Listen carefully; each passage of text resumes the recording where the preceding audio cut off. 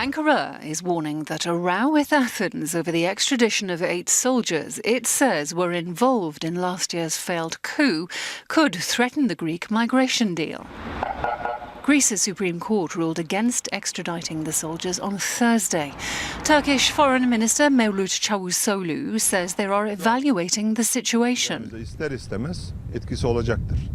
There's a migration deal we signed, he says, including a readmission deal with Greece. And we're evaluating what we can do, including the cancellation of the deal. Turkey has demanded the men who fled to Greece after the attempted coup on July the 15th are retried. The Foreign Ministry in Ankara says Athens is protecting coup plotters and failing in the fight against terrorism. The group has sought political asylum, saying they fear for their lives if they return to Turkey. They deny a role in the coup. EU officials say Schengen border checks should be extended by 3 months when they expire in February. They were brought back after an influx of refugees and migrants in 2015. Schengen is a passport-free travel area that includes 22 EU member states. The European Commission proposal would need the approval of EU governments.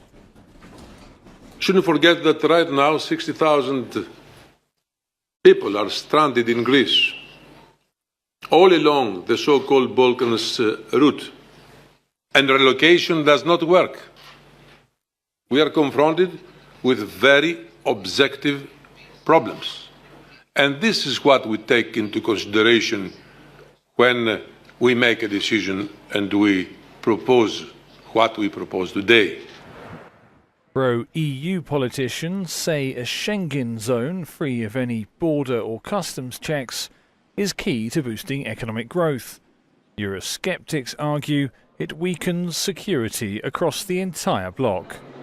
It's a very negative message to the citizens, it causes an economic damage, and it's very contradictory or very paradoxical on one hand to speak as a Commission we want to fully restore back Schengen as one of the greatest achievements of the Union, and on the other hand to act completely different. But EU governments have also been tightening asylum rules after failing to agree on how to cope with the flow of migrants. Visibly petrified when they arrived at court, these men went back into police custody, clearly relieved. The court accepted the defence argument that Greece was bound by European law to protect them. The legal thinking is obvious, is the observation of European values, the observation of legality, and the conservation of the judicial civilization. Turkey branded the ruling as politically motivated and said it was reviewing relations with Greece. The officers stand accused of attempting to dissolve the constitution and overthrow parliament, of putting human life at risk and stealing a helicopter. But extradition was always going to be difficult to achieve because it doesn't apply to political or military crimes or when there's a risk of a death penalty. This case was decided not by politics but by humanitarian law. The arguments were that first of all, they were in danger to undergo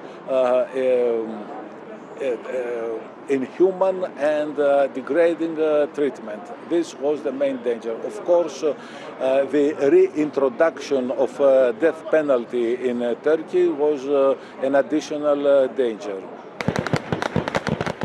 The men say they had no involvement in any conspiracy to overthrow the government. They were just terrified of the popular uprising that defeated the coup and led to the deaths of dozens of soldiers on the streets. They say they escaped to save their lives. The court has set them free, but it is unclear when that freedom will take effect. For now, they are back in police custody while authorities decide whether to grant them humanitarian protection. John Psaropoulos, Al Jazeera, Athens.